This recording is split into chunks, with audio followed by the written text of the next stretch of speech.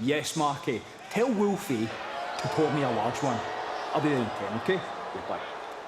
Mr. Coffee, it's just me, Joe. Yeah, like I trust you. I'm an honest man. Much like I believe you're the most rational and intelligent member of Gallus, we have a proposal for you. I thought it was just you. We want a fair tag team championship match for the Dyad. Gallus didn't beat them. They pinned the Creeds last week. Yeah. I see how that's my problem. I can sense the tension. You want to punch me in the face. Yeah, good instinct. And I'll give you the opportunity next week. If I can beat you one-on-one, then Gallus will give the Dyad a title match. Yeah. What's in it for us? If you can beat Joe, then the Dyad will never get another title match as long as Gallus are champions.